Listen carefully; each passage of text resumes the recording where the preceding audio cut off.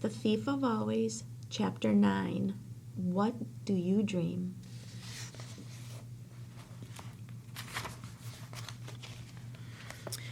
Harvey didn't mention what had happened at the lake to anyone, not even Lulu. In part because he felt stupid for falling in, and part because the house tried so hard to please him in the days that followed that he almost forgot about the accident entirely. That very night, in fact, he found a piece of colored string with his name tag on it at the base of the Christmas tree, and followed it through the house to find a new bike, even more splendid than the one he'd lost 2 years before, waiting for him. But that was just the first of many fine surprises the holiday house sprang in quick succession. One morning, for instance, Wendell and Harvey climbed up into the treehouse to discover that the branches around it were swarming with parrots and monkeys. Another day, in the middle of Thanksgiving dinner, Mrs. Griffin called them through into the living room, where the flames of the fire had taken on the shapes of dragons and heroes and were doing fiery battle in the grate. In the heat of one lazy afternoon, Harvey was awakened from a doze by a chorus of shouts and found a troupe of mechanical acrobats performing clockwork-defying feats on the lawn. The greatest surprise, however, began with the appearance of one of Rictus's siblings. "My name is Jive," he said, stepping out of the early evening murk at the top of the stairs. Every muscle in his body seemed to be in motion, ticks, jigs, and jitterings that had wasted him away until he barely cast a shadow. Even his hair, which was a mass of oiled curls, seemed to hear some crazed rhythm. It writhed on his scalp in a knotted frenzy. "Brother Rictus sent me along to see how you're doing," he said, his tone succulent. "I'm doing fine," Harvey replied. "Did you say Brother Rictus?" "We're from the same brood, loosely speaking," Jive said. "I hope you call your folks now and then." "Yep," said Harvey. "I called him yesterday." "Are they missing you?" "Didn't sound like it." "Are you missing them?" Harvey shrugged. "Not really," he said.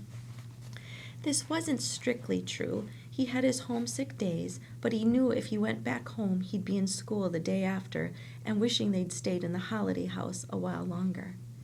"You're going to make the most of being here then," said Jive, practicing a weird little dance step up and down the stairs. "Yeah," said Harvey. "I just want to have fun." "Who doesn't?" Jive grinned. "Who doesn't?" He sidled up to Harvey and whispered, "Speaking of fun." "What?" said Harvey. "You never did get Wendell back for that trick of his." "No, I didn't," said Harvey. "Why the heck not?" "I could never think of a way." "Oh, I'm sure we could cook up something between the two of us," Jive replied mischievously. "It has to be something he'll never think of," Harvey said.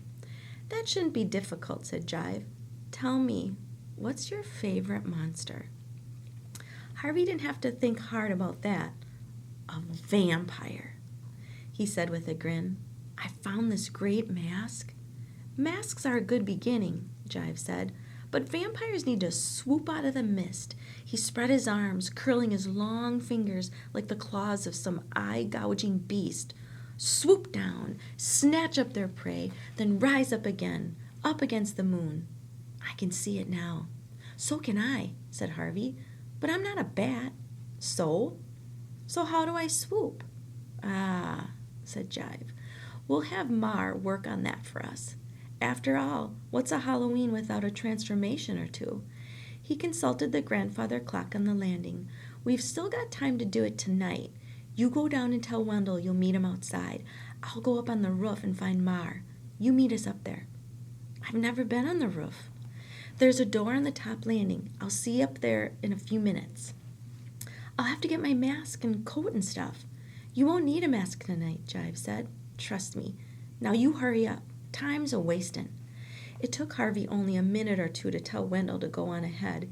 He was sure Wendell suspected something and was probably preparing some counterattack, but Harvey knew he and Jive had something up their sleeves even Wendell, expert on shock tactics though he was, couldn't anticipate.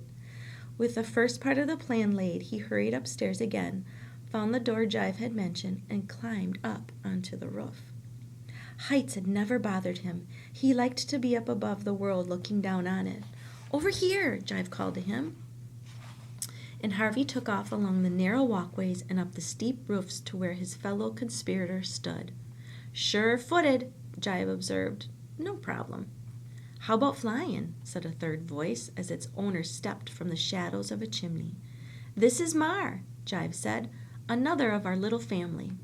Unlike Jive, who looked nimble enough to walk on the eaves if the whim took him, Mar seemed to have slug blood in her somewhere.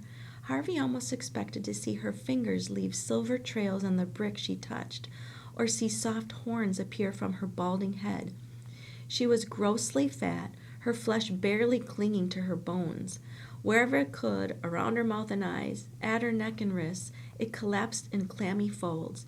She reached out and poked Harvey. "I said, what about flying?" "What about it?" Harvey said, pushing her hand away. "Done much?" "I flew to Florida once." "She doesn't mean in a plane," Jive told him. "Oh, in dreams maybe," said Mar. "Oh yeah, I dream about flying." "That's good," she replied, grinning with satisfaction. She had not a single tooth in her mouth.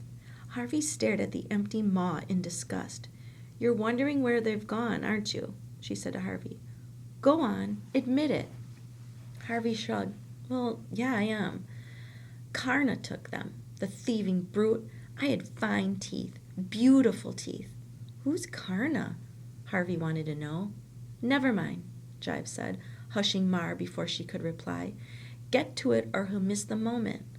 Mar muttered something beneath her breath and said, "Come to me, boy," extending her arms in Harvey's direction. Her touch was icy. "Feels weird, huh?" said Jive, as Mar's fingers floated over his face, brushing it here and there. "Don't worry, she knows what she's doing." "And what's that?" "Changing you." "Into what?" "You tell her," Jive said. "It won't last long, so enjoy it." "Go on. Tell her about being a vampire." "That's what I want Wendell to see," Harvey said. "A vampire?" Mar said softly, her fingers pressing harder against his skin. "Yeah, I want to have fangs like a wolf, and a red throat, and white skin, like I've been dead for 1,000 years. 2,000, said Jive. 10,000, said Harvey, beginning to enjoy the game. And crazy eyes that can see in the dark, and pointy ears like a bat's ears. Wait up, Mar said. I've got to get it all right. Her fingers were working hard upon him now as though his flesh was clay, and she was molding it. His face was tingling, and he wanted to reach up and touch it, but he was afraid of spoiling her handiwork. And there's got to be fur, Jive observed, sleek black fur on his neck. Mar's hands dabbled at his throat, and he felt fur sprouting where she touched him. And the wings, Harvey said. Don't forget the wings. Never, said Jive. Spread your arms, boy, Mar told him. He did so, and she ran her hands along them, smiling now. It's good, she said. It's good. He looked down at himself. To his astonishment, he found his fingers were gnarled and sharp, leathery flaps hanging from his arms. The wind gusted against them, stretching to carry him off the roof then and there. You know you're playing a dangerous game, don't you? Mar said as she stood back to admire her handiwork. You'll either break your head or scare the life out of your friend Wendell. Or both. He won't fall, woman, Jive said. He's got the knack of this. I can tell just by looking at him. He peered at Harvey with his squinty eyes. Wouldn't be surprised if you weren't a vampire in another life, boy, he said. Vampires don't have other lives, Harvey said. The word's more difficult to say with a mouthful of fangs. They live forever. That's right, said Jive, snapping his fingers. So they do. So they do. That's right, said Jive, snapping his fingers. Well, I'm finished, said Mar. You can get going, boy. The wind came gusting again, and if Jive hadn't been holding on to him as they walked to the edge of the roof, Harvey would surely have been carried away. There's your friend, Jive whispered, pointing down at the shadows. Much to his amusement, Harvey found that he could see Wendell quite clearly, even though it was pitch black dark in the thicket. He could hear him, too. Every little breath, every beat of his heart. "This is it," Jive hissed, putting his hand on Harvey's back. "What do I do?" Harvey said. "Do I flap or jump?" "Jump," Jive said. "The wind'll take care of the rest. Either the wind or gravity."